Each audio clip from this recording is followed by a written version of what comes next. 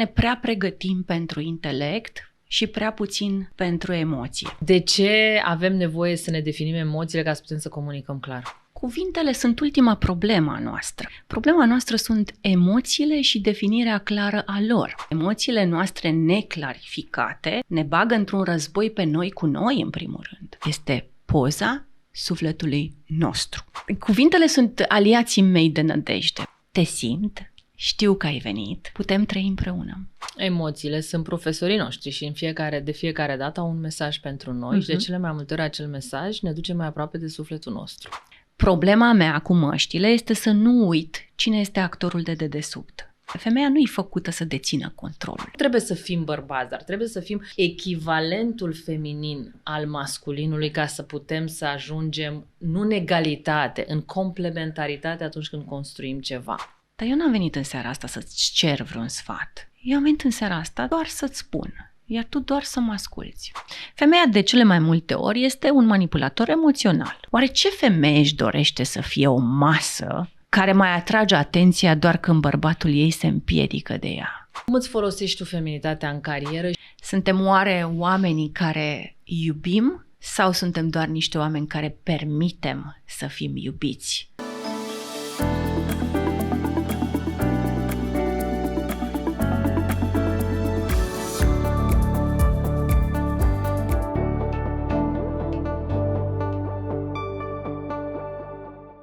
Invitata mea, Teodora Mețiu, este un comunicator fin și puternic care ne învață cum să folosim cuvintele în adevăr. Este o femeie frumoasă, deșteaptă, complexă, care a trecut prin multe lucruri, burnout, divorț, redefinire și în toate aceste momente a rămas loială însăși. Ea astăzi ne va învăța nu doar cum să mânuim cuvintele cu artă și măestrie, dar cum să ne păstrăm adevărul interior și să le exprimăm uneori cu candoare, alteori cu putere, dar întotdeauna cu eleganță. Bine ai venit, Teodora! Bine te-am găsit, Oana! Îmi place că ai dibuit, să zicem, subtilitatea a ceea ce fac, pentru că oamenii de foarte multe ori cred că toată comunicarea e o poveste de exterior. Adică să iau și eu niște cuvinte care mi-or veni mai la îndemână și să-i spun celuilalt ce trebuie, nu știu, fie dăm sarea de pe masă, fie ea nu mai face tu chestia asta, când de fapt nu este despre un exterior, ci este un întreg interior de om revărsat la suprafață în cuvinte. Și atunci bine ai spus tu despre comunicarea în adevăr, că adevărul ținem de multe ori prea în interior și prea puțin la exterior, știi? Și nu este de fapt vocea cea care atunci când învățăm să o ascultăm ne ajută să ne definim pe noi și să ne regăsim sau să ne găsim pentru prima dată? Dacă vocea ne ajută, vocea, draga de ea, este un sunet care pune în cuvinte niște emoții. Ce ne-ar ajuta foarte tare ar fi să știm să ne definim emoțiile. Doar că noi aici suferim de un alfabetism, cum zic eu, emoțional. Nu-i grav, toți avem problema asta, toți stăm și muncim de dimineața până seara, de când suntem mici până suntem mari, la cum să ne mobilăm creierul, să citim cât mai mult, să facem cât mai multe școli, să facem diplome peste diplome peste diplome, după care devenim failerii vieții personale sau devenim, dacă vrei, niște actori de dramă acasă, dar cu multe diplome în sertar, intelectual vorbind. Și asta înseamnă că undeva ne prea pregătim pentru intelect și prea puțin pentru emoție. Și da, deci ca să pot să ajung, să pot să simt vocea, să pot să mă fac auzită în propria voce, trebuie să înțeleg ce emoții mă traversează, dar cu claritate. Câte întrebări! Ce bine! De ce avem nevoie să ne definim emoțiile ca să putem să comunicăm clar? Păi uite de ce. Pentru că de cele mai multe ori oamenii se ceartă pe ce nu-i doare. Oamenii nu se ceartă pe ce îi doare cu adevărat. Oamenii se ceartă pe ce nu-i doare, adică pe aparențe. Da? Luăm un caz de familie, de exemplu. El întârzie. Ea îl așteaptă. Nu-i prima seară când îl așteaptă. Da? și ea cel mai probabil a 3-a, a 5-a seară după ce el tot întârzie, începe și țipă. Măi, dar dă-mă încolo de treabă, mă, seară de seară faci același lucru. Aparent, motivul pentru care ei se ceartă este că el întârzie. Nu? Da. În realitate, nu asta este emoția care o face pe această femeie să țipe, ci mai degrabă faptul că el tot întârziind, cumva în subliminal, dă o senzație că se îndepărtează de familie sau că îi pasă prea puțin de ce își dorește soția. Ea nu e important. Că ea nu e important.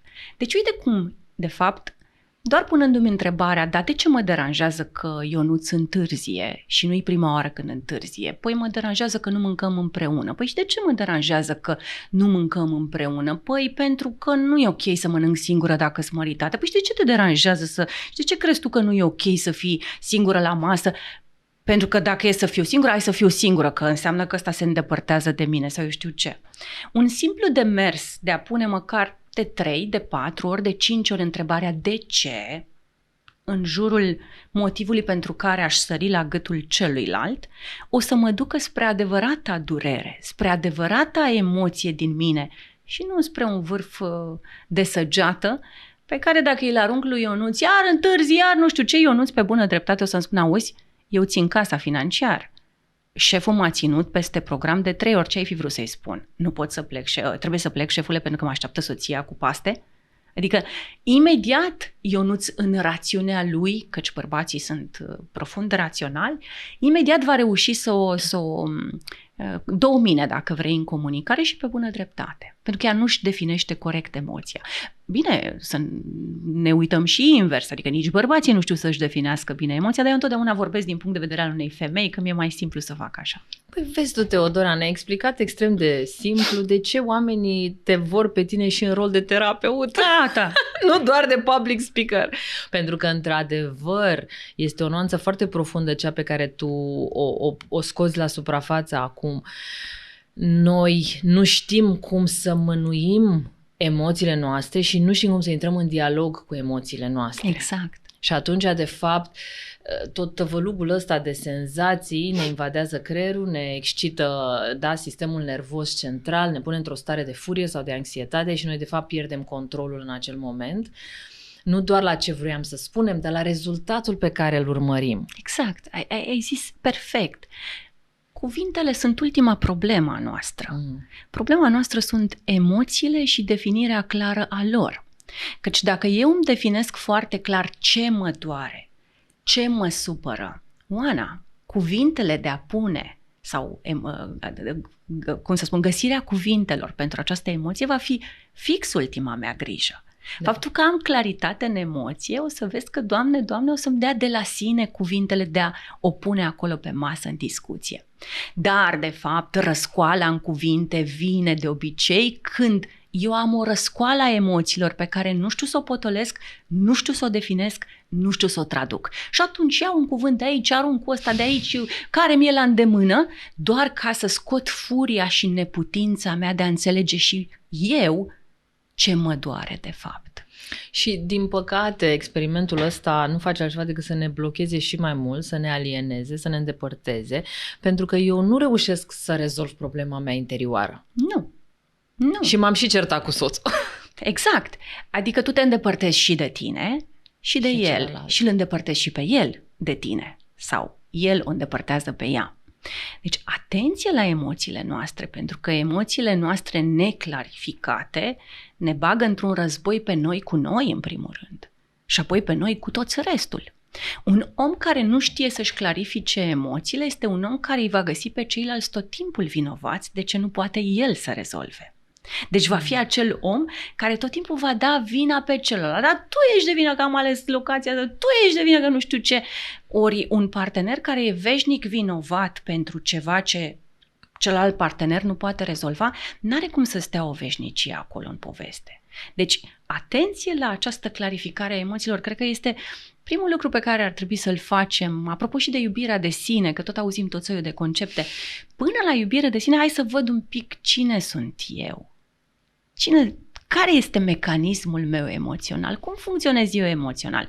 Și dacă nu pot să ajung singură la concluzie, hai să apelez la un specialist. Care o fi el? Poate să fie un coach, poate să fie un psiholog, poate să fie un profesor de public speaking care, ducându-mă pe firul cuvintelor, mă duce înăuntrul meu. Îmi arată ce de fapt simt. Da.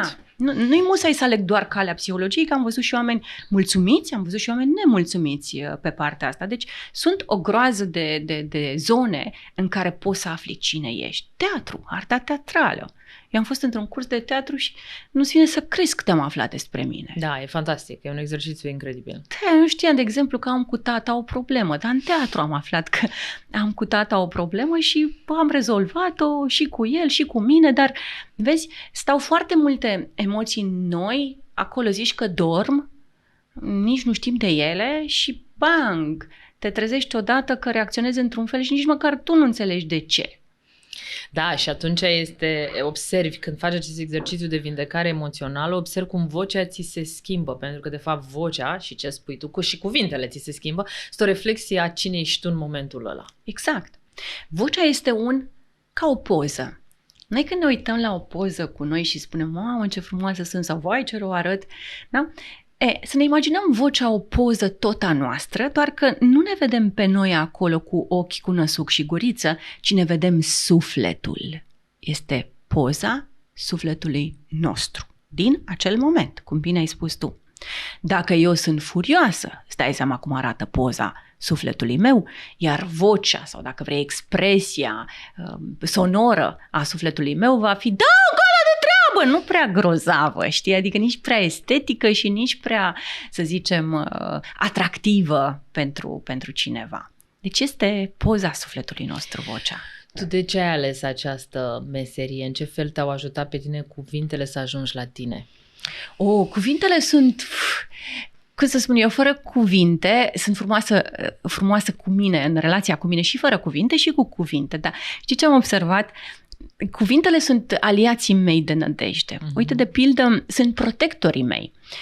Eu cu un om care nu-mi face bine și o să mă întreb pe ce mă bazez și nu știu să-ți explic, instinct, dar este o chestie de instinct, dar oamenii care n-au ce căuta în viața mea sau când apar oameni care n-ar avea niciun lucru bun de adus în viața mea, să știi că eu nu găsesc cuvintele. Wow! Da. Interesant. E incredibil. Deci, ca și când aș fi o agramată, iar cei care se uită la noi, poate printre ei se vor găsi o parte dintre acești oameni pe care i-am întâlnit și cu care nu am reușit să relaționez în cuvânt eu. Pur și simplu mă port în cuvânt ca un elev de clasa 1 care poate să producă inclusiv dezacorduri. Da, și la fel. Care poate să nu găsească cel mai simplu cuvânt gen fotoliu. Când îmi apare această greutate de a-mi găsi cuvintele cu cineva, acel om, nu mi-e bun. Nu.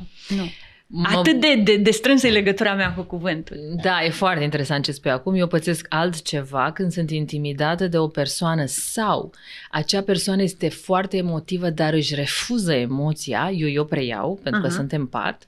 În momentul ăla stâlcesc cuvinte și nu vorbesc limba română bună. Da. Și sunt un comunicator ca și tine, facem asta de atât de mult timp sau, sunt emotivă, încă astăzi am ținut scene întregi în mână și am emoții ca în prima zi. Păi asta este dovada pură și asta încerc să explic și în sălile mele de curs, dovada pură că nu te-ai plictisit de ce faci, că trăiești ceea ce faci. Eu încerc să le spun oamenilor, măi oameni buni, de ce să vreți să scăpați de emoții? Una e să pot vorbi chiar și sub stare emotivă, deci să le controlez, dar alta e hai să scăpăm, doamna Mețiu, de ele. Păi dacă scăpăm de emoțiile vorbitului în public sau vorbitului la microfon, o să scăpăm și de simțământul iubirii, de exemplu. Că dacă eu scap de emoții, nu o să mai pot să iubesc. Vreau asta? Oare? Sau nu o să mai pot să urăsc? Sau nu o să mai pot să intru în frică?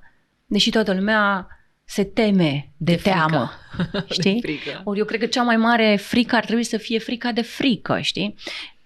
Frica e bună în multe momente. Toate emoțiile sunt bune.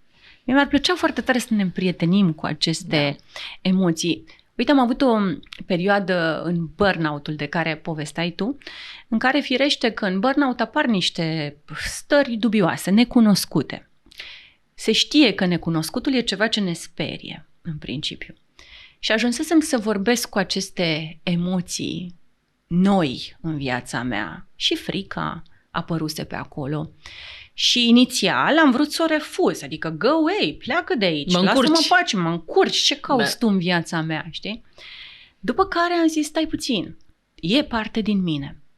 Și astăzi știi ce fac și vreau să vorbesc despre asta pentru că poate că sunt oameni care au nevoie de asta. Da. Oameni care trăiesc atacuri de panică, oameni care trăiesc anxietate de lungă durată sau de scurtă durată. Nu mai încercați să alungați anxietatea sau această frică de necunoscut. În momentul în care simți că vine, că simți. Ea nu vine așa deodată, bang. O simți cum apare, se instalează în câteva secunde. Te rog frumos, pune-i fricii ori în cap, ori cu voce dacă îți permiți. Dacă ești singur acasă sau ești singur în spațiu, te simt, știu că ai venit, putem trăi împreună. Da. Și îți jur că se întâmplă ceva nemaipomenit. Iar dacă cei care ne ascultă simt acest nemaipomenit, să ne dea un comentariu la un moment dat. Pentru că este incredibil câte se schimbă în momentul în care nu mai vrei să alungi o frică și o faci prietenă. Și e valabil despre durere, furie, tristețe. Orice. Mai ales că acceptarea acelor emoții te duce în stradul 2 și 3 și te întâlnești cu părțile din tine care au venit acolo de fapt pentru că a venit momentul să le vindești, să le vezi și să crești nivelul tău de putere. Da, în ele stăm noi, în ele stă Dumnezeul nostru, în fricile noastre. Dumnezeu are mult haz, s-a tot spus lucrul ăsta. El, dragul de el, are foarte, foarte mult haz și ne provoacă. Ne dă tot soiul de frici să vadă cum creștem, nu cum descreștem. Ne dă tot soiul de frici să vadă nu cum ne speriem, ci cum le îmbrățișăm. Da? Ne dă tot soiul de stări, nu ca să fugim de ele sau să ne punem capăt zilelor, ci ca să ne înțelegem mai bine, să ne traducem mai bine, să ne rupem de noi în anumite momente mai bine pentru a fi lângă ceilalți.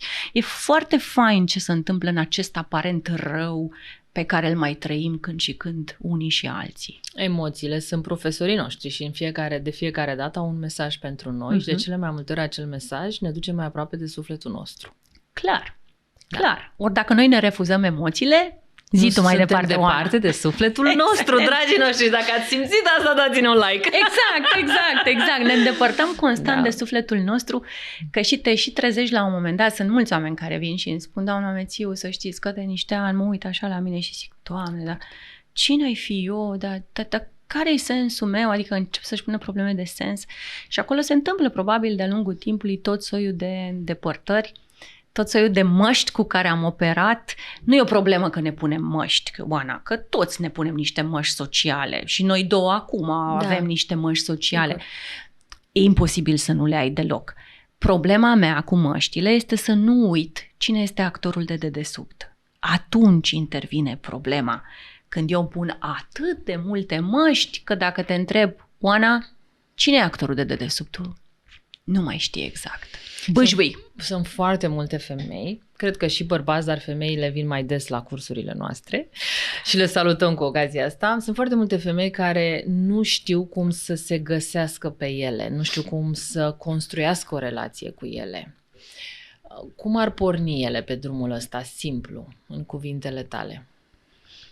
În primul rând, aș merge pe prevenție, ca să sune așa discurs medical.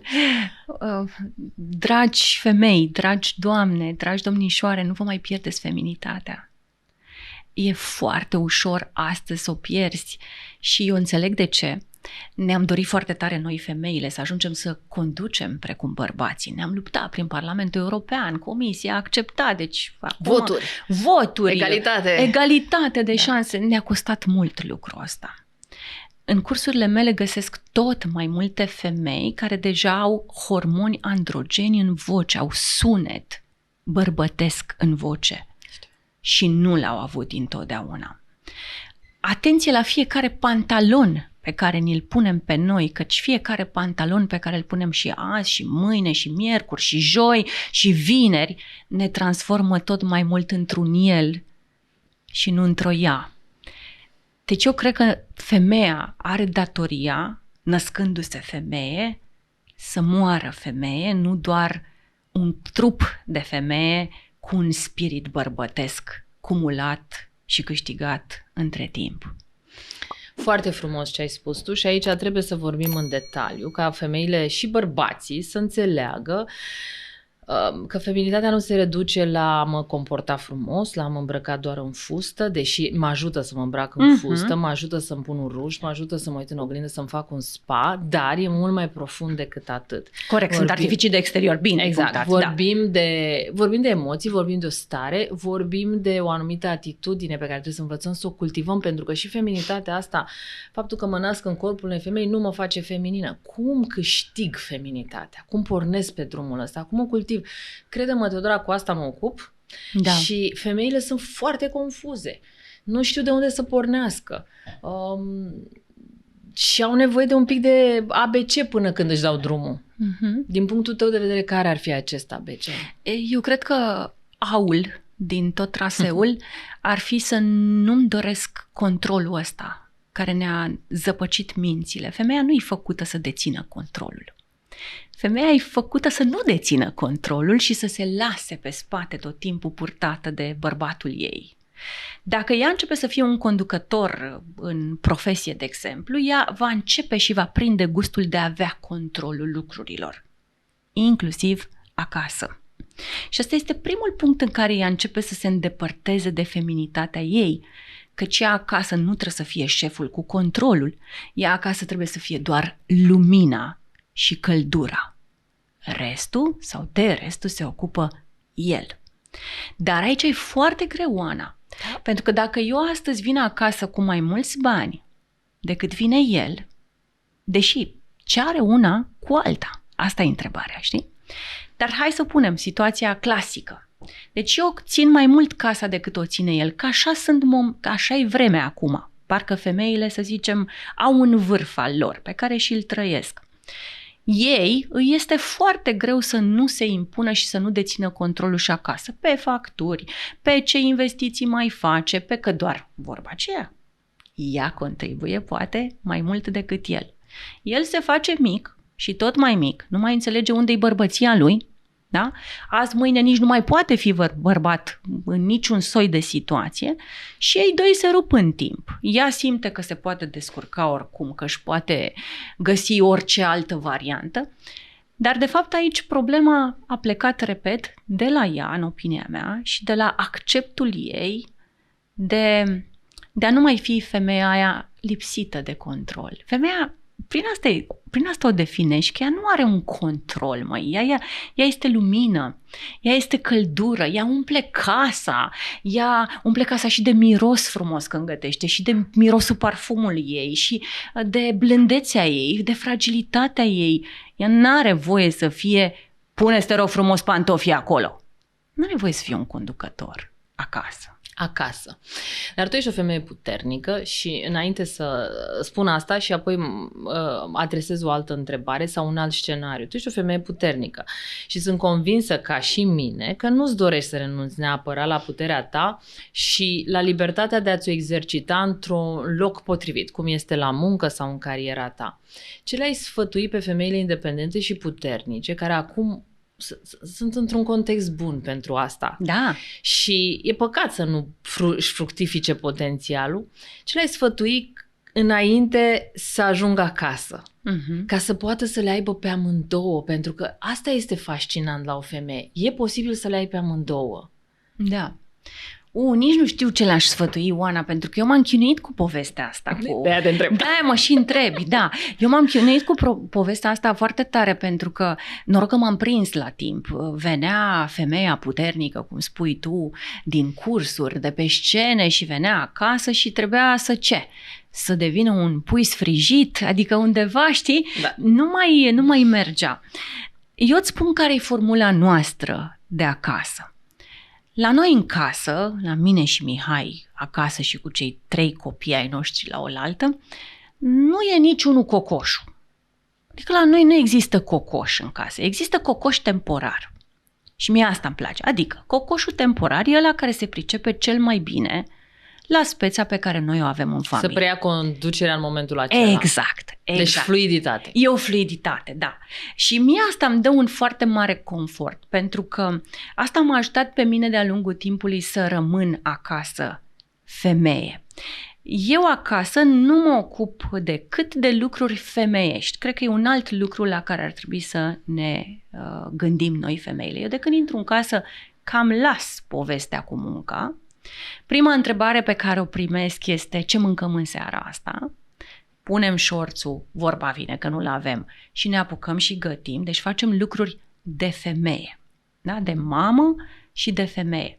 Dacă eu intru în casă și nu mă las părăsită de muncă și încep și mai verific e-mail-uri, mai dau niște telefoane, poate mai răspund la, nu știu, tot soiul de mesaje pe WhatsApp de muncă, eu nu m-am întors acasă femeie, ci eu m-am întors acasă șeful de peste zi, da?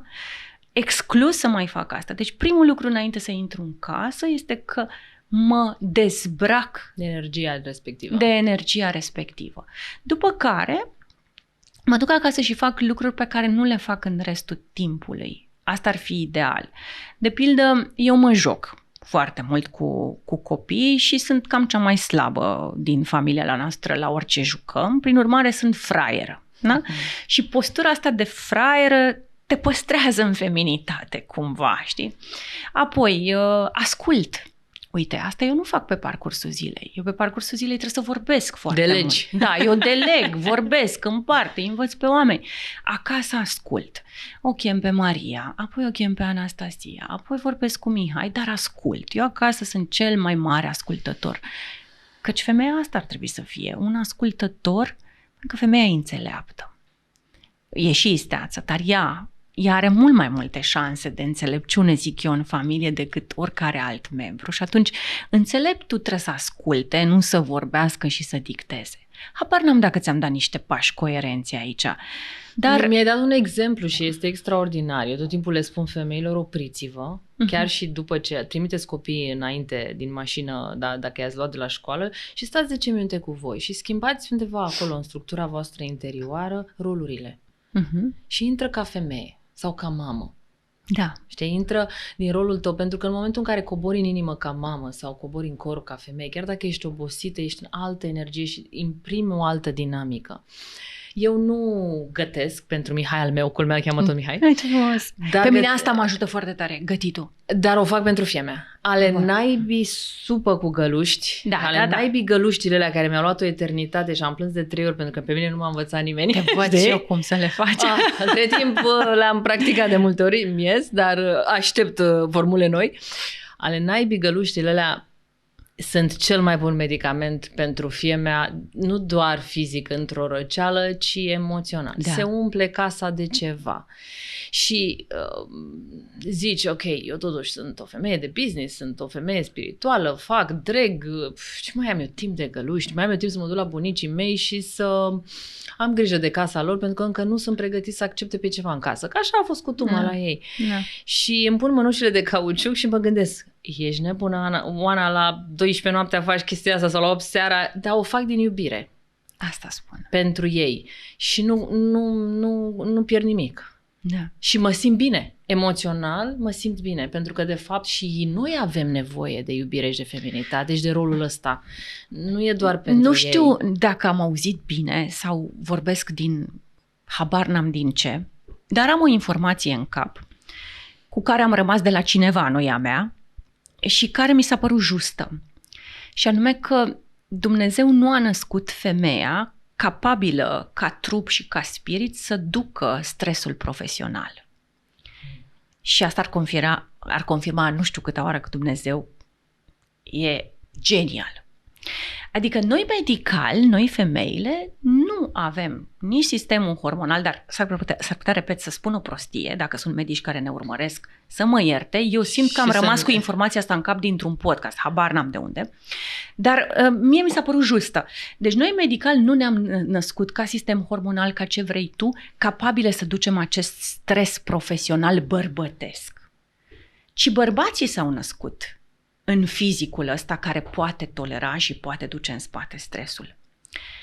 Și dacă stai să te uiți un pic, s-ar putea ca ce spun eu aici și îți spun din altcineva care a spus să fie corect. Iar această inversare de roluri să ne ducă în tot soiul de lucruri pe care nu ni le dorim. Uită-te la câte femei se îmbolnăvesc astăzi foarte tinere. Te întrebi? La menopauza care se instalează foarte repede, Foarte la repede. burnout-ul care preponderent le este atribuit femeilor mai mult decât bărbaților. Exact. Și atunci nu cumva pălăria asta a puterii feminine, nu cumva e un pic totuși prea mare pentru niște umeri atât de fragili? Întreb. De exemplu, astăzi mă pregăteam, mâine o să am un curs foarte important și toată ziua am lucrat și am fost în energia aia de Structura. antreprenor, despre care vorbim noi că nu-i bine să te duci cu ea acasă. Și îmi scrie Maria, la un moment dat, fiica mea cea mare, mami, azi ce mâncăm? Le-am obișnuit și mă simt foarte bine că ele se bazează pe mine cu mâncarea și le fac tot soiul de pofte, adică eu am ajuns la un nivel de gătit, așa, de masterchef. Și îmi scrie astăzi, ce mâncăm astăzi? Adică era foarte încântată să afle ce rețetă nouă mai apare și în seara asta. Și spun, mami, nu cred că facem mami ceva, cred că comandăm ceva, îi scriu toată povestea asta, pentru că am și un podcast de filmat, am determinat cursul, eram un pic în agitație, în stres. Și pune ea un emoticon de ăla așa supărat. Și ăla a fost momentul în care am zis, Doamne, dar ce poate fi mai important până la urmă pe lumea asta decât să-ți vezi familia fericită? Așa că mi-am terminat repede cursul, m-am uitat la ceas, am văzut că mă încadrez să ajung și la tine și cu aranjată și m-am apucat și am făcut un pui parmigiano, ceva acolo. Și când l-am terminat, i-am dat o poză și era atât de fericită că a venit repede de la liceu să mănânce. Asta înseamnă energie feminină. Să te lepezi în anumite momente de toată povestea asta care te duce în energia aia profesională, masculinizată și să te întorci acasă.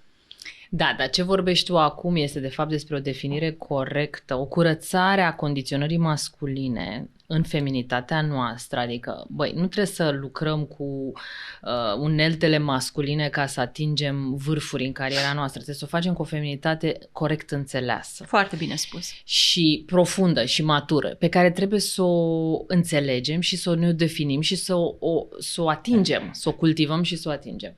Ce vorbești tu este o feminitate fluidă, matură și capabilă să schimbe aceste roluri foarte ușor. Adică, de fapt, nu este despre a fi bărbați, dar este despre a continua exercițiul feminității până când el ajunge la valențele mature și profunde, echivalente masculinului, cu care bărbații performează. Nu trebuie să fim bărbați, dar trebuie să fim echivalentul feminin al masculinului ca să putem să ajungem nu în egalitate, în complementaritate atunci când construim ceva. Corect. Și asta se întâmplă în familie, se întâmplă în dormitor, se întâmplă în carieră. Da.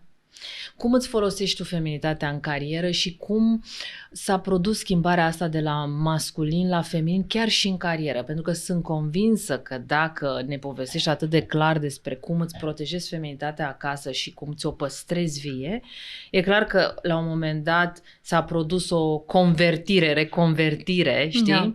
Și profesional.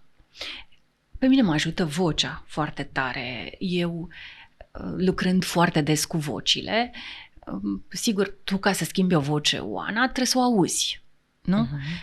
Oamenii cred că se aud pe ei când vorbesc, dar de fapt nu se aud. Șocul îl au când se aud înregistrați, de exemplu, și atunci ne umplem de clienți pentru că toți își dau seama că nu sunt deloc confortabili cu ce voce au. Și atunci eu, de exemplu, sunt unul din oamenii care se aude foarte bine. La mine orice ton masculin care apare mă zdrângăne în ureche, îl aud instant, da? Aud nota masculină și apoi imediat mă reglez. De ce? Profit de acest sistem. Vocea este legată la emoții, da? Tot ce simt eu în acest moment cu tine se va auzi în vocea mea. Dacă eu, de exemplu, aș fi tristă acum cu tine, probabil aș zice, da, Oana, e interesant subiectul feminității, nu știu neapărat ce să spun, s-ar auzi, da? Dacă emoția mea generează sunetul vocii mele la suprafață, eu pot să păcălesc un pic emoția și din exterior spre interior, nu? Adică dacă eu mi-aud un sunet masculin în voce, ceea ce îmi dă automat și un interior masculin, că n-are cum să fie vocea masculină și interiorul să rămână feminin. Asta vreau să înțeleagă femeile. Da? În momentul în care ea vine și spune, ce faci, mă, acolo? Ea aici se transformă în bărbat, emoția ei este bărbătească, ea dictează, e un dictator, e un vânător de greșeală. Nu-i treaba ei să facă asta. Și se îndepărtează de ea și își pierde feminitatea în acel moment, da? Și nu mai e atractivă, firește. Deci primul semnal este să-mi ascult vocea, căci în voce apare orice detașare a mea de feminitate. Orice desprindere a mea de feminitate se aude, Oana, în vocea pe care tu o pronunți, o cânți acolo. Și atunci te reglezi, redevii feminină. Cum fac asta? Cum mă reîntorc la vocea mea feminină? În sala mea mereu spun, gândește-te că indiferent ce spui, spui te iubesc. Nu e indiferent ce spui. Și dacă vrei să spui, mai vreau niște apă. E un soi de te iubesc, da? Femeile știu să iubească. Femeile iubesc cu toate organele, deci nu cred că e organ din corpul unei femei care să nu participe în iubire, știi? Nu, la femei nu e o treabă așa, la bărbați e discutabil. Nu-s pricepută în sistemul lor de iubire, dar mi-e clar că e o diferență între felul în care noi iubim și felul în care ei iubesc. Și atunci, femeii e foarte ușor să redevină femeie dacă își aduce aminte de iubire și dacă nu se lasă părăsită de iubire. Ce frumos! Inițiatic. E incredibilă octava asta spirituală, pentru că în iubire te și vindeci, în iubire aduci lumină și în momentul ăla intri într-o rezonanță vibrațională foarte înaltă, iar asta te susține. În timp ce povesteam, mi-am adus aminte de fetița mea care s-a dus la reception, așa se numește ea, noi studiem în altă țară și era ultimul an de grădiniță. Și acolo avea un fel de... cum e, albă ca zăpada. Deci învățătoarea era un fel de albă ca zăpada, varianta modernă. Și fie mea, și nu numai ea, venea fericită acasă, dar n-am întâlnit un copil atât de fericit. Făcea lucruri grele pentru grădiniță, comparativ cu sistemul nostru de aici. Și noi eram toți preocupați, aoleu, stresează copilul, e prea mult. Nici pe departe. Doar că am constatat, după câteva întâlniri în care luam copilul, că această albă ca zăpada cu copiii intra într-o vibrație conectată cu universul lor și începea deci jur, deci era o poveste și un baz. Și a zis, wow, ce deșteaptă este femeia asta. Intră în octava universului, intră în rezonanță vibrațională cu universul lor și totul se deschide. Absolut. Evident, când te duci acasă la copii și zici și după aia zici, ia să-mi aduc eu aminte de albă ca zăpada. Ia să-mi aduc eu aminte cât de mult îi iubesc. De fiecare dată când vreau să-i cert. Pentru că una e să-i cert cu iubire, Oana, și alta e doar să-i cert. Da. Și doar să-i cert este când eu sunt de fapt neputincioasă. Vin obosită acasă, n-am lăsat munca furioasă pe mine, n-am lăsat munca, cum ți-am zis, la ușă, în continuare sunt cu mesajele, mai văd și că ăsta a trântit nu știu ce sau că în cameră la el tot dezastru e și îl cert pentru că mă las părăsită de iubirea pe care eu port și pentru că mă las în sânul neputinței pe care o car. Da. Și atunci femeie nu înseamnă asta. Femeia iubește mereu. Femeia iubește și când o pățește, și când e înșelată, și când e umilită, și femeia știe să iubească. De-aia cred că Dumnezeu o protejează și i-a dat și darul de a naște, pentru că femeia știe să iubească indiferent ce. Și atunci cred că marele pas spre feminitatea noastră sau spre a nu ne pierde feminitatea este să nu uităm să iubim în fiecare moment. Uite, apropo de asta, o să spun ceva care o să pară o enormitate, o exagerare, o supraexagerare. Dar oamenii, în general, când comunică, se gândesc care legătură ce pronunță ei cu ei și cu cei cu care pronunță. Adică eu vorbesc acum cu tine, Oana, da? Și teoretic, eu, în simplitatea mea, aș putea să cred că ce-ți spun eu ție, cum ar fi, rămâne între noi. În realitate, comunicarea mea cu tine și a ta cu mine influențează, Oana, oameni pe care noi nu-i cunoaștem și nu-i vom cunoaște niciodată în viața noastră, și asta nu pentru că ne găsim în podcast aici. Imaginează-ți că noi două suntem la mall. Și nu ne vede nimeni. Și nu ne vede nimeni. Noi două discutăm, cuvintele mele nu doar că te vor influența pe tine, dar o groază de alți oameni pe care eu astăzi nu-i cunosc. Explic. Poate că noi două suntem într-o relație de afaceri. Ne întâlnim la mall să semnăm un contract. Eu te iau mai dur. Tu ești mai slabă de îngeri. Te ții și tu tare, că ești și tu o femeie puternică, dar pe interior te agresezi nițel. Pleci de la întâlnirea cu mine, eu plec de la întâlnirea cu tine. Tu te duci acasă la fita. Ajungi acasă și o iei poate de codiță sau o cerți că nu și-a pus nu știu ce. Nu e din cauza ei, este din cauza mea. E un piesă de domino. Tu vezi cum cuvintele mele ajung la oameni pe care eu nu-i cunosc, tu vezi cum cuvintele mele pot demola oameni pe care nu-i cunosc și nu-i voi cunoaște niciodată, din simplu motiv că eu transmit stare prin cuvintele mele. Ori starea nu durează 1 minut, 2. Starea poate să dureze și o zi, 2, 3, 5. Tu te duci cu starea pe care eu ți-o dau acasă. Le dai oamenilor un exercițiu sau o meditație care să-i ajute să-și schimbe starea. Uite, eu când sunt cu fetița mea și ea e cea mai importantă ființă de pe fața pământului pentru mine în toate viețile pe care le voi avea. Cu ocazia asta îi și declar iubirea mea. Și sunt foarte atentă când nu sunt în iubire. Bravo. Este cel mai important exercițiu de observație cu mine însămi. Sigur, îmi cer iertare, dar se întâmplă rar când greșesc. Se mai întâmplă, bineînțeles, suntem toți oameni. Dar mă schimb din mers și respir profund în burtă, așa. Bravo. Și zic, nu e bine. Nu sunt conectată la ea. Nu-mi pasă de ea. Sau nu vin din perspectiva ei. Pot să-i spun cele mai dure adevăruri și cu câtă fermitate și spun, a avut multe restricții de-a lungul copilăriei, de exemplu cu dieta sau cu sănătate. Copilul meu nu mănâncă. E de la sclifosit? Nu, e de la alergic. Și săraca de ea, știi? Nu mănâncă, dar noi am vorbit. Eu i-am dat ei libertăți și opțiuni și a înțeles. Și eu când îi spun nu, e nu. Dar nu ne supărăm, pentru că am lucrat la treaba asta. Da. Când mă opresc, când fac pauză, eu poate sunt furioasă, eu poate sunt supărată, eu poate sunt obosită, da? Mă opresc, fac pauză, respir, am eu un mic exercițiu de meditație și după aia vorbesc cu ea. Alt film. Păi da, faci ceva excepțional.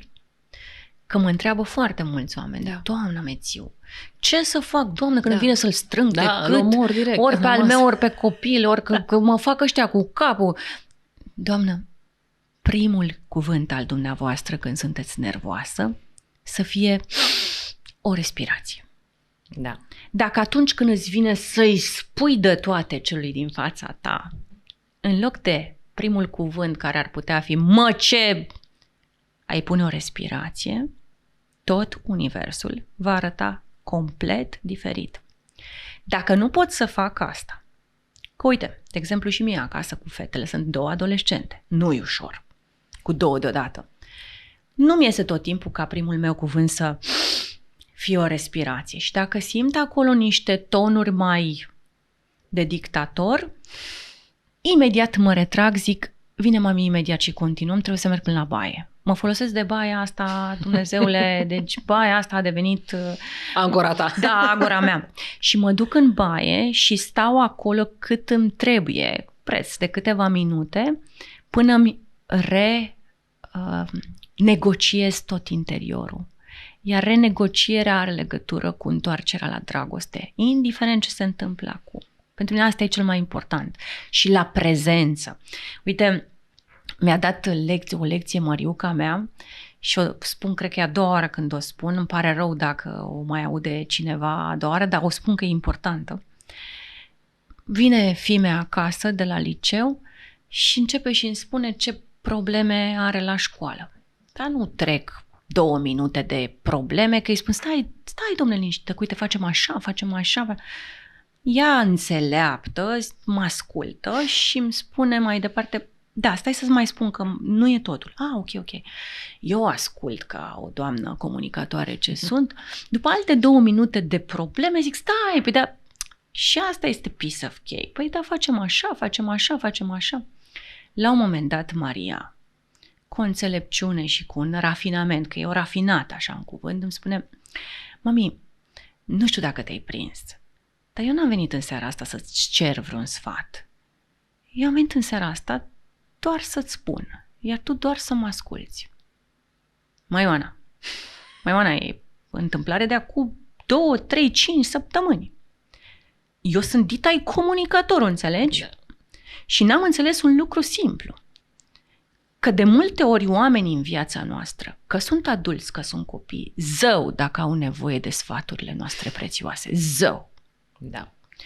Au nevoie să fie ascultați, văzuți, nici măcar înțeleși. Ascultați, văzuți. Da. Dar noi, cum îl auzim pe unul că deschide gura și spune că are o problemă? Mamă, ce sfat bun! bune! Nici să termină și avem lista. Avem lista, deci suntem mai buni sfătuitori din lume. Și atunci poate că n-ar fi rău să lăsăm mesajul să ajungă la oameni, nu mai dați sfaturi, mai ales când nu le cere nimeni. Când soțul tău vine acasă și începe și îți spune ce balamucă a avut la birou, nu te apuca să-l sfătuiești în niciun fel dacă el nu spune tu ce ai face în locul meu. Sau tu ce crezi despre colegul meu. Până el nu pune o întrebare prin care cere un sfat sau o părere, tu taci naibii și ascultă. Dar nu ascultă așa, știi, cu un ochi la televizor la Netflix și cu un ochi la tine și o ureche la Netflix și o ureche la tine. Nu. Fii cu iubire acolo. Și trebuie să le spunem bărbaților că mâinile lor protectoare și simbolic și fizic sunt mult mai calde atunci când ei nu sar să ne ofere o soluție, pentru că noi, emoționale fiind, vrem doar să vorbim despre problema noastră. Ei nu pot, dragi de ei. Ei nu ne pot. Ascultă pe noi acum, ca 2 sfătuitoare. Taci și ascultă. Da, ei trebuie ghidați, Oana, și noi tot nu vrem să înțelegem. Da.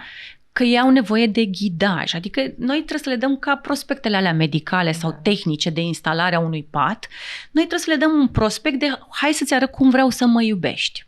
Da. Dar noi tot vrem să-i dăm prospectul ăla în care să-i scriem fii atent, nu-ți dau niciun prospect, hai să văd cum mă ghicești. Așa este.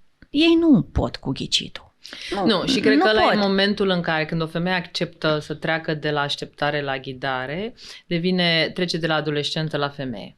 Absolut. Și omoară fantezia lui făt frumos, care e telepatic, empatic, generos, mama, tată, Dumnezeu, soarele pe pământ și luna și toate cele de așa, și înțelege că bărbatul funcționează altfel și că rolul femeii este să-i arate calea către ea. Exact. Și ce o costă pe femeie, Oana, să-i spună, iubitul meu, vreau doar să mă asculți. Știu că ai 1000 de sfaturi pentru mine. Sunt convinsă și că sunt foarte bune. Dar vreau doar să mă asculți. Am nevoie să-ți spun ție. Nu mamei, nu prietenii, ție. Vreau ca tu să știi. Nu cred că un bărbat în iubire n-ar ști să tacă din gură, mai ales că tăcerea e piesa lor preferată de multe ori. Adică nu cred că e o problemă, știi? Da. Intru tot în registrul acesta, dar intru într-o altă zonă. Cum ar trebui să vorbească o femeie feminin, autentic, puternic, uneori ferm, fără să fie manipulativă? Oana, toți suntem într-un fel manipulatori. Știu că nu vrem să acceptăm lucrul ăsta, dar foarte mulți suntem manipulatori inconștienți. Există, apropo de asta, o carte foarte bună pe tema asta și dacă citim cărți, apropo de manipulatori, e greu să nu te regăsești într-un tip de manipulator. Femeia de cele mai multe ori este un manipulator emoțional. Ea știe foarte bine jocul șantajului emoțional. Dacă mă iubești, normal că o să faci asta. Înseamnă că nu mă iubești dacă nu faci asta. Știi, astea sunt replicile adolescentine și după aceea, de la replicile astea adolescentine, ajungem să ne cizelăm un pic, dar tot în șantaj emoțional rămânem noi de cele mai multe ori. Ei au mai multe forme. Gândește-te că există și manipulatori binevoitori.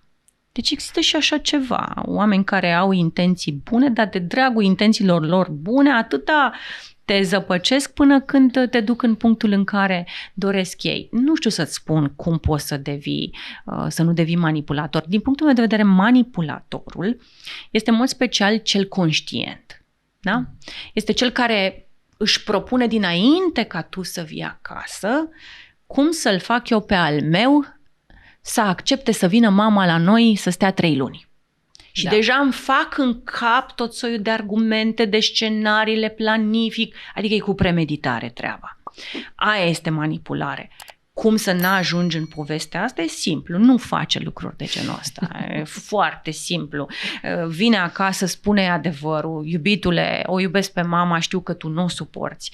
Am nevoie să vin acasă la noi 3 luni pentru că poți face pentru mine, că îmi doresc foarte tare treaba asta, poți face efortul ăsta. Îți promit că încerc să te protejez la maximum. Sau adică fac efortul X pentru tine și intru într-o negociere onestă. Exact, exact. Onestitatea este calea care mă scapă de asta.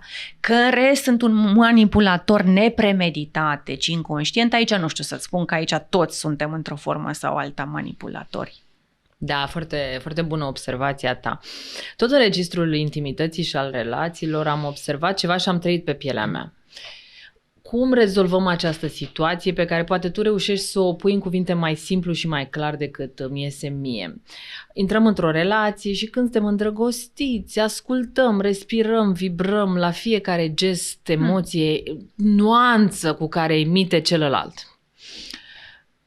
Trec 3 luni, trec 6 luni, trece un an, trece un an jumate, cum spun eu, nimic nu durează peste un an jumate, psihismul se relaxează la un moment dat, intrăm într-o relație și în acea relație încă suntem provocați de celălalt, încă suntem, pentru că vrem deja să negociem, vrem să mergem în direcția noastră, vrem să ne impunem sensul. Dar după aia se instalează negocierea finală, avem un drum comun, ne știm limitele și începe să apară obișnuința. Te știu.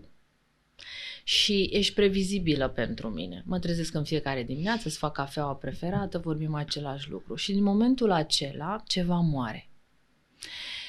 Și dialogul devine repetitiv. Nu știu să-l denumesc altfel, dar nu mai ascult, nu mai vorbesc. Sunt într-un dialog automat cu mine însămi și cu tine însuți și din acel moment poate să apară altcineva în relația noastră pentru că noi nu mai suntem într-o relație.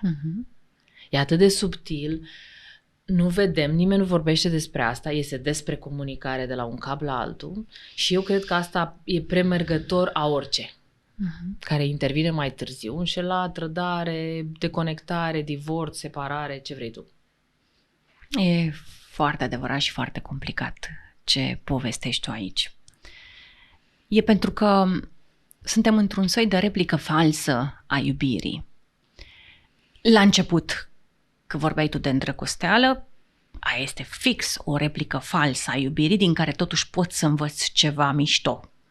Și anume, care mi este potențialul de iubire din mine. Dar niciodată nu învățăm chestia asta. Ai văzut cum în îndrăgosteală, frate, ești în stare să faci de toate. Și ea pentru el, și el pentru ea. Dar asta înseamnă că eu am potențialul ăla în mine, nu? Și întrebarea este, dacă am potențialul ăla în mine, de ce când mă obișnuiesc cu el, retrag potențialul de pe piață? Sau el îl retrage? Pentru că aici mor cele mai multe iubiri, dacă mă întreb pe mine, pentru că întâi îți arăt, uite cât potențial am eu să te iubesc și în ce fel pot să te iubesc. Aș putea să o fac. După care mă obișnuiesc cu tine. Mi-e clar că ești a mea, mi-e clar că ești al meu și retrag acest potențial și emit pretenții, nemai dându-ți aproape nimic.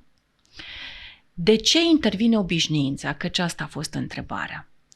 Pentru că noi credem un pic lucrurile ciudat, credem că iubirea vine de-a gata cu totul. Nu, undeva n-am priceput ce-i cu iubirea asta. Iubirea nu-i de-a gata. Și nu ne dă de-a gata lucruri. Noi trebuie să muncim pentru iubire. Femeia uită să muncească la iubirea asta și transformă un pic familia și căsnicia într-o fabricuță. Într-o fabricuță în care începe producția la ora 6, în care el duce, ea duce, adică totul e fabricuță, e cu program, e cu facem asta. Și nicio fabricuță nu e un mediu foarte frumos, pe termen lung. Adică la un moment dat îți vine să schimbi fabricuța și să-ți găsești alt job. Sigur, vrei o vacanță. Sau vrei o vacanță exotică, măcar, da, o ieșire din nebunia asta. Femeia trebuie să fie interesantă tot timpul pentru soțul ei. Trebuie să producă interesant pe bandă și asta nu înțeleg femeile. Femeia la început este extraordinar de interesantă pentru ei. Ei nu știu exact până unde poate să ajungă, până unde poate să meargă, cât poate să-i spună, cât nu poate să-i spună, cum poate să o privească, cum nu poate să o privească. Femeia trebuie să-și mențină acest interesant pe viață. E bine să te cunoască bărbatul. E bine ca femeia să cunoască bărbatul, dar într-un singur sens. Ce nu am voie să fac, căci îl va durea. În rest, cu cât știe cât mai puține despre tine, cu cât te-a descoperit mai puțin, cu atât mai bine. Cu cât îi produci interesantul ăsta, repet, în sens bun, nu în sens rău, cu atât veți rămâne pe viață creierul. În momentul în care se obișnuiește cu ori și ce, cu această masă, în această poziție a camerei, devine pentru el totul un zgomot de fond și atât.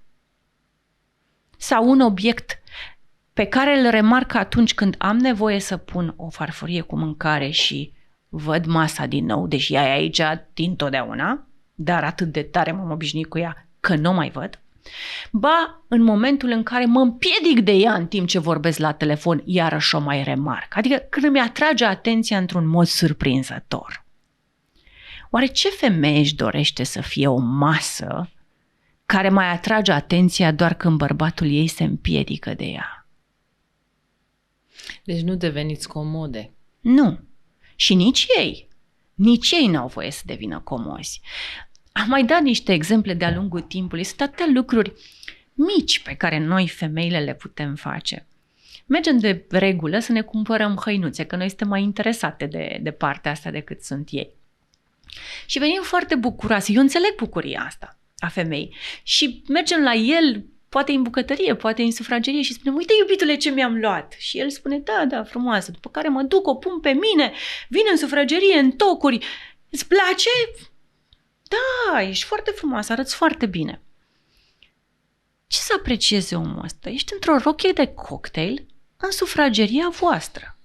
Mirosind de cartofi prăjiți din bucătărie. Mirosind, el, copilul vine cu Lego, mami, nu-i decorul potrivit pentru rochia ta. De ce nu te poți abține? De ce nu vii cu ea? Te întreabă, ai luat ceva? Da, mi-am luat niște lucruri. Dacă cere el să le vadă, dar nu o să ceară, arată-i-le. Dar dacă nu cere, de ce nu aștepți tu momentul potrivit pentru rochia aia? Te anunță că trebuie să ieșiți în oraș cu nu știu ce amici de-ai lui, puneți rochia aia și ieși din baie ca și când o ai de o viață. El o va remarca. Pentru că o vede pentru prima oară. Și te vede pe tine într-o stare nouă. Într-o stare nouă și într-un fel în care nu te-a mai văzut. Încă o dată, e o banalitate ce spun eu aici. Da? De la adolescentă la femeie. De la adolescentă la femeie. Diferența e cumpătarea și răbdarea interioară. Exact. Înțelepciunea. Da. Lasă-l într-o așteptare. Nu mai folosi aceleași cuvinte în fiecare zi. Chiar nu avem atâta imaginație lingvistică. Chiar trebuie să fim niște benzi pe repeat, în continuu și în continuu. De când deschizi gura, el știe cum vrei să o închizi. Pentru că i-ai spus și ieri același lucru și alaltăieri. Pentru că nu-ți dai voie să te îmbogățești în cuvânt. Și pentru că nu trăiești în adevăr, nici nu cred că trebuie să te duci acum să înveți cuvinte speciale, ci mai degrabă să fii autentică și să întreții emoția dintre tine și el. Pentru că de fapt asta spui Zici tu. foarte bine. Nici nu trebuie să ai un șpil. Eu le tot spun femeilor, încetați cu șpilurile. Feminitatea nu se trăiește în cărți și în formule. Nu poți să predai feminitatea la nivel de așa se face. Te îmbraci în lejerie sexy, pui cadru acolo, 3 lumânări și gata. Nu, este o stare pe care înveți să o cultivi în tine. Când ai cultivat-o în tine, ești de neoprit. Vor sta linie unul după altul și îți vor da petalele de trandafir pe toate culorile curcubeului și se vor lupta pentru tine și nu vor ști niciodată cine ești. Vor fi întotdeauna cu urechile ciulite să asculte ce ai să spui, pentru că tu ești o stare continuă. Dar asta înseamnă, Oana, că tu te preocupi de starea asta. Sigur. Că dacă tu toată ziua bodogăn, iar dați strâns alea, iar trebuie să gătesc, hai la masă, hai la... Tu aici nu mai trăiești. Tu, ca să fii femeia aia despre care noi două vorbim, tu trebuie să tot crești în nivelul stării, să o tot schimbi, să tot evoluezi. Adică tu trebuie să evoluezi, să crești tu să-ți cu tine. Feminitatea, da. Pentru că tu ai spus foarte bine aici. Eu am venit și m-am legat de o suprafață și am spus, doamne, nu mai vorbi în aceleași cuvinte. Dar am explicat la începutul podcastului. Da. Cuvintele sunt doar exteriorul interiorului, adică sunt doar ce revărsăm la suprafață. Dacă eu sunt pe modul repetitiv și în fiecare dimineață spun același lucru, vai ce obosită sunt, vai ce nu știu ce, aceleași replici le am. El le știe deja sau aceleași replici le are și el. Asta înseamnă că eu am aceeași stare mereu, corect? Da.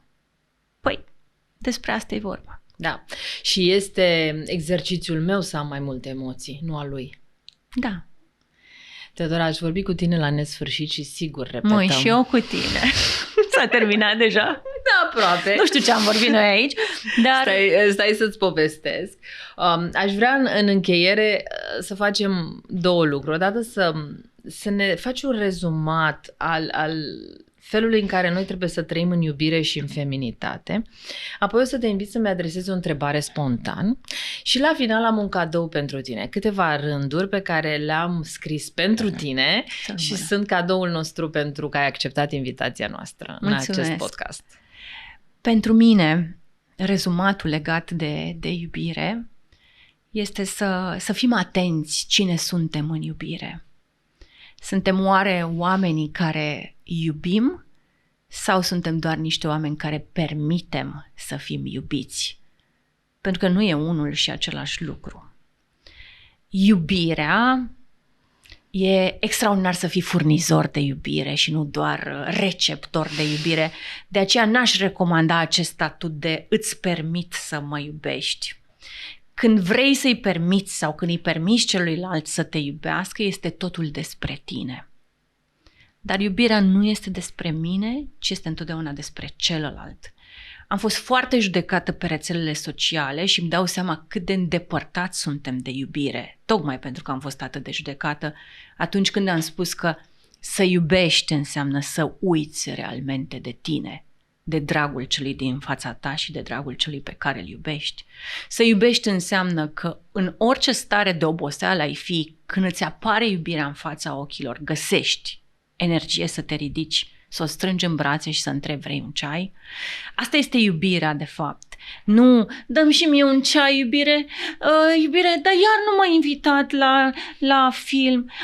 Ce frumos e cadou, iubire. Asta înseamnă să-ți permit doar să mă iubești și habar n-am ce înseamnă să iubesc și habar n-am să simt iubirea și atunci întrebarea este ce Dumnezeu cauți pe pământul ăsta dacă nu te strădui să simți iubirea? Că ăsta e sensul nostru. Nu să facem case, nu să facem averi, nu să scriem cărți, nu să facem diplome. Sensul omului pe pământ este să descopere iubirea, nu starea doar de a permite să fie iubit. Că asta e simplu. Ce frumos. Da. Vrei să-ți mai spun ceva, ai zis? Întreabă-mă ceva, o întrebare. Ce e pentru tine iubirea? Hai să vedem. N-aș putea să spun ce este, aș putea să ofer câteva cuvinte care creează starea care îmi permite să simt sau să generez sau să creez iubire. Cu siguranță e curățenie. Nici nu știu cum aș putea să accesez această stare fără curățenie. E ca un exercițiu de curățenie spirituală, sufletească. Iubirea nu mai este pentru mine ceva romantic. Este ceva complet, care include tot, e despre tot, e tot timpul, e cu oricine, e continuu, e cu mine, e cu Dumnezeu, e în egală măsură cu soțul, cu iubitul, cu copilul, cu mentorul, cu studentul, cu din nou Dumnezeu. E foarte bine, da. Este bucurie și entuziasm și este compasiune. Este, nu știu, compasiune poate că e un cuvânt foarte folosit. E căldura aia pe care o simți când nu contează cine ești, ce contează este apropierea de la suflet cu oricine. Ia, ce bine, ce frumos ai spus. Ce frumos ai spus. Dar iubirea oricum nu are treabă cu romantismul. Romantismul tot o replică falsă a iubirii. Dar mă rog, asta o să fie următorul podcast. Da, hai să vorbim despre asta. Da. Mulțumesc din suflet. O să citesc acum? Dacă vrei. Dacă hai nu să le vedem. Păstrez pentru tine. E drept că nu am telefonul. N-am telefon, auzi, n-am ochelarii. Îți mulțumesc pentru că ai fost azi aici și pentru felul în care ne-ai arătat că exprimarea nu este despre performanță, ci despre a da voie vocii adevărate să apară. Am înțeles de la tine că atunci când vorbim, nu e nevoie să forțăm sensul, ci să creăm spațiul pentru el. Doamne, ce frumos! Și că atunci când există răbdare și claritate, cuvintele își găsesc singure locul. Exact așa. Oana, dar de ce nu ne-am întâlnit noi mai devreme? Nu știu, nu eram pregătite. Mai e o poezie. Mai e și stai așa. Da, m-am trezit respirând, fără grabă. Cuvintele își caută locul și îl găsesc. Nu forțez punctul, nu grăbesc sensul. Las vocea să vină, așa cum este. În liniște, lucrurile se așează și ceea ce era blocat devine clar. Simplitatea nu reduce, simplitatea deschide. Mă bucur că ne-am întâlnit. Și eu mă bucur. Mulțumesc mult. Îți mulțumesc. Mulțumesc și eu.